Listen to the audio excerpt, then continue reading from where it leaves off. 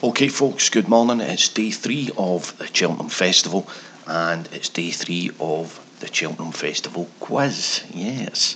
So let's have a wee look at this. We'll also look back on yesterday's tips, see how well they did, and of course day 3's thoughts as well to come up. But first of all, let's do the quiz as per usual. 10 questions all relating to today's races, and we'll get underway with your first question here. Question number 1. In which year was the Golden Miller, which is now known as the Turners Novices Chase, first introduced, the opening race of today? In which year was the Golden Miller, the Turners, as it's known, Novices Chase, first introduced? Wasn't that long ago. As a wee clue for you on there. Okay, so that's question number 1, and as I've always said on these, you can pause them and have a wee think about them. The answers will come up later on at the end of this. Okay. Right, question 2. In 1983, which horse won the Pertemps before going on to win the Cheltenham Gold Cup 2 years later? In 1983, which horse won the Pertemps before going on to win the Cheltenham Gold Cup 2 years later? Okay. Are we all okay? Recovered? Halfway through it, should I say. Weather was miserable yesterday, but it looks like the forecast for today and tomorrow looks a lot better, and that new course might start to dry out a little by we get to Gold Cup Day. Right, moving on to question number 3. In 2016, which was the first Irish trained winner of the Ryanair Chase? In 2016, which was the first Irish trained winner of the Ryanair Chase? Because it was dominated by British-based trainers in its early inception, the race, and it wasn't until, as I say, 2016 that the Irish first got their winner in the Ryanair. Which horse was it? Okay, so that's question 3. Question number 4. In 2010 and 2011, A.P. McCoy and John Joe O'Neill teamed up to win consecutive Ryanairs with which horse? In 2010 and 11, the great A.P. McCoy and John Joe O'Neill teamed up to win consecutive Ryanairs with which horse? And in famous colours as well. Ran one of the horses that I think I would say when I was having a pun at Cheltenham, always overlooked it, but he ran his heart out in these 2 races. Anyway, question number 5. Who was the jockey that partnered Barracuda to both its victories in the Stayers Hurdle in 2002 and 03? Who was the jockey that partnered Barracuda to both its victories in the Stayers Hurdle in 2002 and 03? Was it still the Stayers then? Because there was a period, obviously, it was known as the World Hurdle, back to being known as the Stayers Hurdle. But for the point of this quiz, we're referring to it as the Stayers Hurdle because that's what it's known as now. Okay, but who was the jockey that partnered Barracuda? That big beast of a horse. Question number 6. When Thistlecrack won the 2016 Stayers Hurdle, which previous Gold Cup winner finished third in that race? When Thistlecrack won the 2016 Stayers Hurdle, which previous Gold Cup winner finished third in the race? Yeah, this horse reverted back to hurdles, I remember, and I think this was actually his last race, if memory serves me correctly. Yeah, but Thistlecrack won that race, didn't he? 2016, very impressively. I think he won it by 7 lengths or something. Really impressive horse. Went on to win, of course, the King George. Question number 7. In which year did Big Bucks win his first Stayers Hurdle title? In which year did Big Bucks win his first Stayers Hurdle title? Won it 4 years in a row, of course, for Paul Nicholls and Ruby Walsh. And the late Andy Stewart, of course, whose colours still are seen around the UK and Ireland now. But yeah, Big Bucks, great horse. I think it won its first first stayers hurdle. It was on a bit. That was the only time it wasn't odds on at the festival in that race. Right, so that was question 7. Let's move on to question number 8. In 2002, Ruby Walsh won his first festival race over fences on a horse trained by which trainer? In 2002, Ruby Walsh won his first festival race over fences on a horse trained by which trainer? And that's a horse that's now the plate. Used to be I can't remember what it used to be called. I was going to say the Mild Me, but the Mild Me is Adrian. But anyway, this is the race that Ruby Walsh won his first race over fences. He'd won a Cheltenham Festival a few years before that in the bumper. I think it was Alexander Banquet. But this was his first win over fences. But for which trainer was that in 2002? Okay. Question number 9. Since the inauguration of the Mayor's Novices Hurdle, Willie Mullins has won every one of them bar last year, which was won by which trainer? Since the inauguration of the Mayor's Novices Hurdle, Willie Mullins has won every one of them bar last year, which was won by which trainer? Give you a clue, it was another Irish trainer. Okay, so that's the inauguration of the Mayor's Novices Hurdle, which wasn't that long ago. Willie Mullins has won every one of them bar last year, which was won by which trainer? And your final question of day 3's quiz. Question 10. Which future Grand National winner won the Kim Muir in 2010? Which future Grand National winner won the Kim Muir in 2010? And that's the race that will round off the card and the quiz today. Okay. You can rewind back, look back over any of them, have a wee pause just now to get all your answers in. But for the moment, before I reveal the answers, let's go back over yesterday's tips and see how well they did before I give you my thoughts for today's card. Right, let's look back through it. Tips for day 2. In the first race, the Ballymore, I went with Stage Star. I thought it might have coped with the ground okay, but I was a little bit pessimistic when I heard Connections, the syndicate members speaking before the race, and they weren't too pleased to see the rain, and it showed. Yeah, he just wasn't in it. Sir Gerhard was a great winner and took to the step up and tripping it without a problem. But Stage Star will be looking for better ground and may find that at Aintree in a few weeks' time. The 2:10, the Brown Advisory went very well. Of course, Brave Man's Game was taken out not long before the start. And so was the Gordon Elliott horse. Fury Road, wasn't it? That was taken out. But as I said yesterday, if the rain was coming, I think the horse that would really suit was La Home Press. And he was very impressive for Venetia Williams and Charlie Deutsch.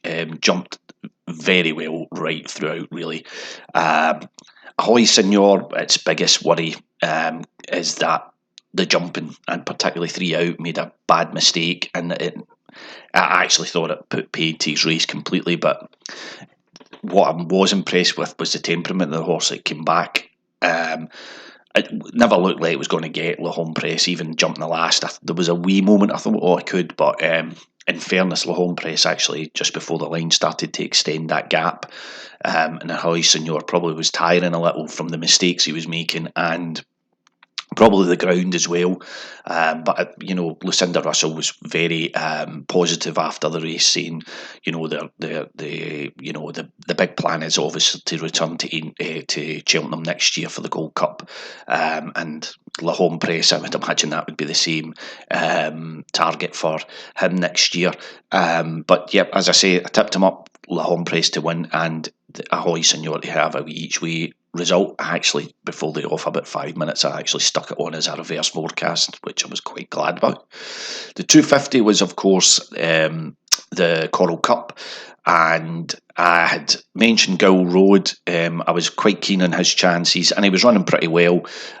Just faded near the end, but The bookmaker I was with, I think, was paying out 7 places, and I think he finished 7th, around about there. But he was placed in that respect, so that paid out. Gary Claremont was quite prominent throughout the race, but fell away at the end. But I did then stick in this one at the end, Commander of Fleet. I said that, he could, had a bit of weight coming off his back with the Claimer. Was a good horse previously. Obviously lost its way, but I thought ran really, really well. Obviously, took to conditions really well, kept out wide, and it was a tight finish, but he just got his head down at the right time, and that was a big win at 50-1. So there we go. 3:30. The Queen Mother Champion Chase. Obviously, it was disappointing to see Shishkin just not take to the ground at all. That was very evident right from the get-go. Chacun pour soi also fell. For me, as a punter, having had a nibble each way on Envoy Alain, I was quite, you're never pleased to see horses coming out of the race, but you always, they're okay. But it gave me a chance. But the other factor was because some of the non-runners before the race, there was only paying out 2 places, and Envoy Alain finished third. Made a bad mistake 2 out, I think, but I was really, he was tired. But hey, the winner is another great horse, and you couldn't take anything away from him, and was well deserved. 4:10 cross country. Well, first of all, I'll say about Brahma Bull made a bad mistake and unseated. Was it Danny Mullins? It was on. I've that type of error he can't really get away with, and I know that he's been targeted for the Grand National, and he'll probably appreciate better ground. But mistakes like that you just can't really make, and that'll be an interesting one to see. I'm still going to keep with him for entry, but we'll see. Then we had the situation with Tiger Roll. There was a lot of talk. Oh, he's going to hate the ground. He's going to hate the ground. I wasn't that. I would have preferred it if the rain wasn't there. But Tiger Roll, he's won a Grand National on heavy ground. And okay, it was drying ground, and I'm going to more go with connections. If they say he prefers a better ground, then fair enough. But I thought it wouldn't be that disadvantage to him. It proved in the end. Delta Work is a class horse, and this is a whole situation about the whole drama about his handicap mark for the Grand National. They were all running off level weights in the cross country, and he's gave a horse that's just rated, I think, a pound lower than them. A hell of a run.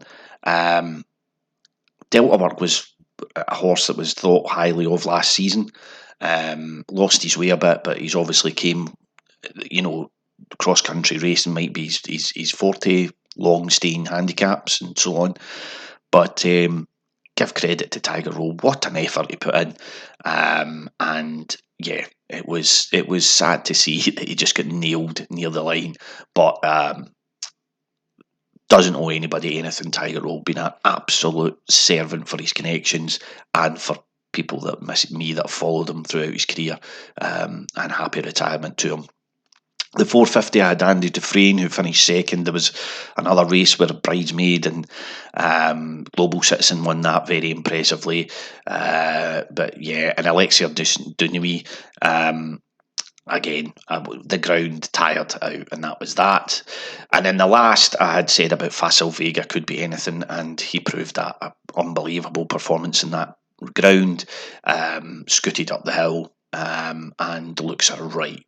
The son of Q Vega, of course. He looks an absolute prospect. And James's Gate, which I said to you each way, out of the other Mullins horses to look out for, he finished third, and I think he came short in price. There was quite a few folk having an each way punt on him. Obviously, I think he went off at 16-1, but as I say, I flagged him up yesterday morning to have a wee each way bet, and that's what hopefully some of you did. Right, let's move on to today's thoughts. The opener, the Turners, which has only got 4 runners, all from Ireland, which must be a first for the festival, and is all into the whole scenario about what's going on here. But anyway, let's stick to just what we've got at the moment, and it's Bollinger. I'm going to go favour with Bob Bollinger. I think that Galopin Deschamps does take risks at some of his fences, and that's maybe why I'm just favouring Bob Bollinger more. In the opener, in the 210, the Pertemps, two flag up here.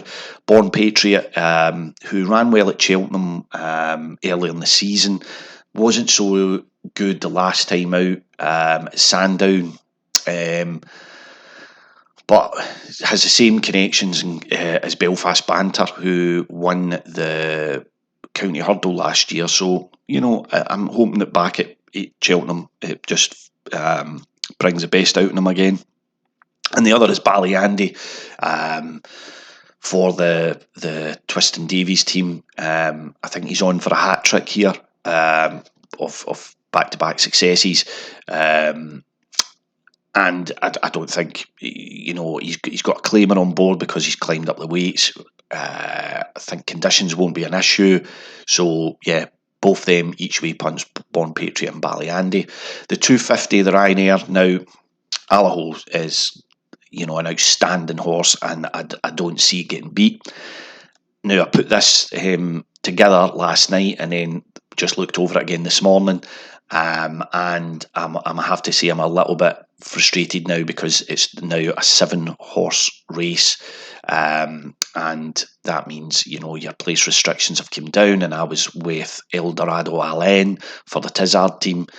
I think he's had a great season so far, and he deserves his chance in this field. Go me each way, I think he's on about 16, 18 to 1 in places. He's going to have to finish in the first two, and if you look at Allaho, then you're limiting yourself here. He's going to be the best of the rest when you've got other good horses in there. Champloo, for example, and Conflated for Gordon Elliott, who won at the Dublin Festival. I'm going to stick with it. I've put it up, so I'm not going to change my mind. But I do think Allaho will win. Hopefully Eldorado Allen can run into second. You might get a bookie that might pay out still free places for the 7. Look around, but it'll probably have an effect on the price, so you're not going to probably get 16 to 1. Right, 3:30, the Stairs Hurdle. Flooring Porter, disappointing last time. I've no got, to be honest, with this race, I've got no real strong opinion. I've looked at Time Hill. Could he come back and do something? Champ could quite easily put that last performance behind him. Because Champ's beat Time Hill, but Paisley Park come back and beat Champ. You've got Classical Dream in there as well. Lisnagar Oscar, who won a couple of years ago, has got a bigger price and will be running in the Ukrainian flag colours. But I'm just going to side with Flooring Porter to win it. Come back here to Cheltenham, might just spark something in him. And Connections, I've said, put a line through his last performance, but sometimes it's quite hard to ignore, but we'll do that. Paisley Park was rejuvenated, wasn't he, the last time out at Cheltenham? Just everything went his way. He looked back to his old self, and if you're going to get with some of bookies are going to pay first 4, I think Paisley Park's a good bet to finish in that. So Paisley Park each way, and you never know, could win it. It honestly could. It's just the way this race could pan out. 4:10, looking at that, the plate handicap. I like Glancing Queen. I've been strong in this horse coming into the festival. I think he's around about 4-1, co-favourite or 3, or even now he might be favourite on his own, on her own. So I'm going to stick with the Glancing Queen. And for a wee each way punt, I've been following this horse all year for sentimental reasons, I have to be honest. But he's been nearly there time and time again, and some decent handicaps this season, and again with some of them paying out bigger, more than first 4 places than Guy.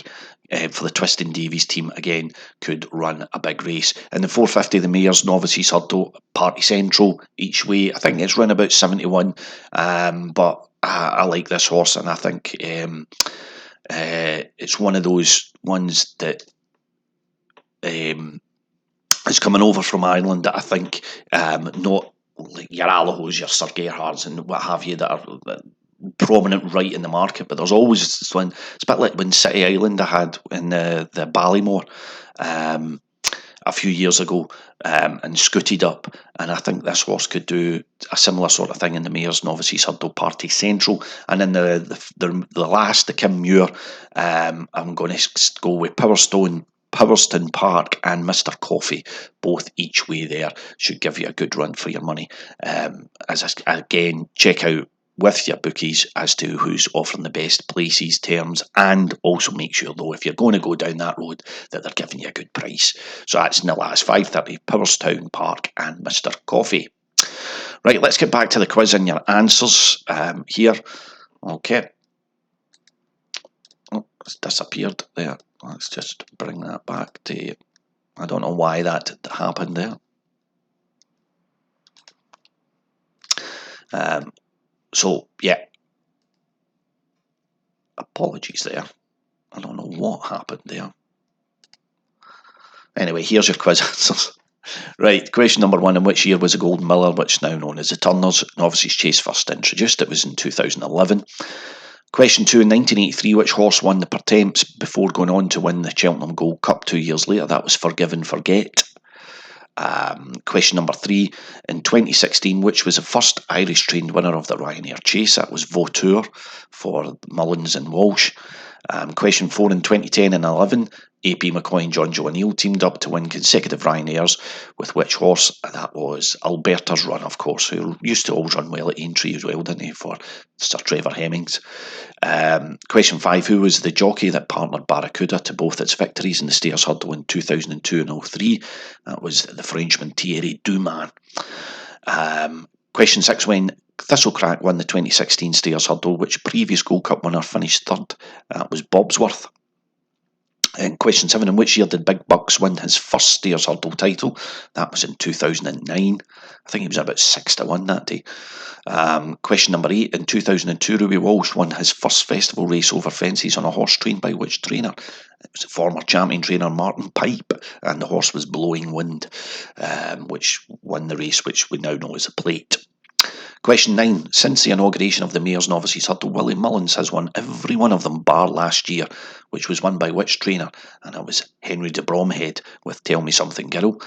And finally, question 10. Which future Grand National winner won the Kim Muir in 2010? That was Bala Briggs, another Trevor Hemmings horse, of course. Right, that's that there for you, folks. That's Cheltenham Day 3 done for you. Well, it's not done yet. Hopefully we'll get some more success there with the tips and the punts and the punting. Good day's racing set up, and I'm sure it's going to be another cracking day. Well, fingers crossed. I'll be back tomorrow with another quiz. Of course, Gold Cup will play heavily in that quiz tomorrow, as it is the Blue Ribbon event of the whole 4-day meeting. So I'll be back tomorrow morning with also my tips and thoughts for the tomorrow's card, Gold Cup day. But happy punting, folks. You beat the bookie. Take care. Bye-bye.